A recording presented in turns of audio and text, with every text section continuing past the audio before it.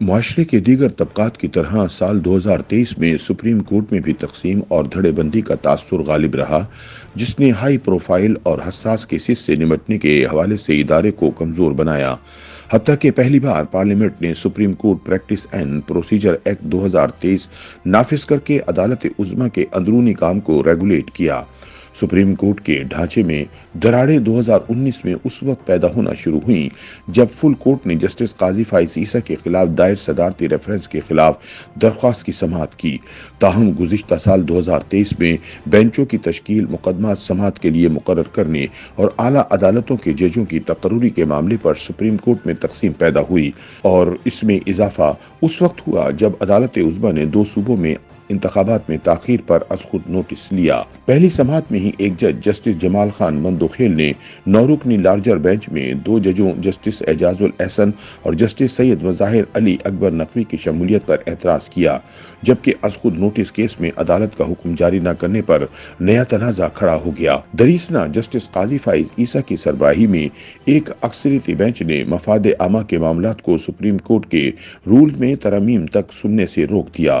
تاہم chief justice Bandial نے supreme court کے رجسٹرار کے نوٹیفیکیشن کے ذریعے اس عدالتی حکم کو نظر انداز کیا۔ بعد ازاں انہوں نے ہم خیال ججوں پر مشتمل 6 رکنی لارجر بینچ بنا کر جسٹس فائز عیسیٰ کے فیصلے کو کالعدم قرار دے دیا۔ سابق چیف جسٹس بندیال کی سربراہی میں 8 رکنی بینچ نے 13 اپریل کو supreme court practice and procedure act 2023 کو معطل کر دیا۔ اس کے بعد جسٹس فائز عیسیٰ اور سابق چیف جسٹس بندیال کے درمیان ان کے چیمبر میں سخت الفاظ کا تبادلہ بھی ہوتا رہا۔ Supreme court practice and procedure act 2023 کے نفاذ کے بعد سے جسٹس فائز عیسیٰ کسی بینچ کا حصہ نہ بنے۔ سپریم کورٹ میں ججوں کی تقرری پر بھی سینئر ججوں کے درمیان اختلافات سامنے آئے۔ سابق چیف جسٹس بندیال کی ریٹائرمنٹ کے بعد توقع کی جا رہی تھی کہ عدلیہ میں تقسیم کو ختم کرنے کی کوشش کی جائے گی۔ موجودہ چیف جسٹس قاضی فائز عیسیٰ نے عہدہ سنبھالتے ہی پہلے دن فل کورٹ طلب کیا۔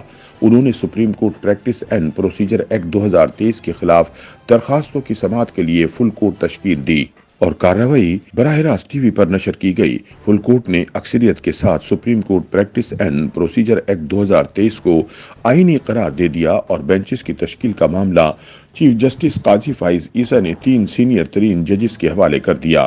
عدالت عظمیٰ کے اندر دھڑے بندی کا تاثر اب بھی برقرار ہے۔ جے سی پی رولز میں ترامیم پر غور کرنے کے لیے جسٹس سید منصور علی شاہ کی سربراہی میں کمیٹی کی تشکیل کی منظوری دی گئی۔ یہ کمیٹی 15 جنوری تک اپنی رپورٹ پیش کرے گی۔ جسٹس اعجاز الاحسن اور جسٹس منیب اختر نے کمیٹی کی تشکیل کی مخالفت کی۔ سینئر قانون دان عبد المعیز جعفری ایڈوکیٹ کے مطابق یہ جسٹس قاضی فائز عیسیٰ پر منحصر ہے کہ اعلیٰ عدلیہ پر ملی بھگت، اثر و رسوخ استعمال کرنے اور بزدلی کے ان الزامات کو کیسے جھٹلاتے ہیں جنہوں نے نثار، گلزار اور بندیال کے ادوار کو لپیٹ میں لے رکھا ہے۔ YouTube پر گوگلی نیوز دیکھنے کے لیے youtube.com کی سرچ بار میں googly news T V type کریں۔ گوگلی نیوز کے پیج پر سرخ رنگ کے سبسکرپشن والے بٹن پر کلک کرنا نہ بھولیے۔ YouTube پیج پر اپلوڈ ہونے والی ویڈیوز سے باخبر رہنے کے لیے بیل آئیکن پر کلک کیجیے۔ آپ کو ہر نئی ویڈیو کے بارے میں نوٹیفیکیشن موصول ہو جائے گا۔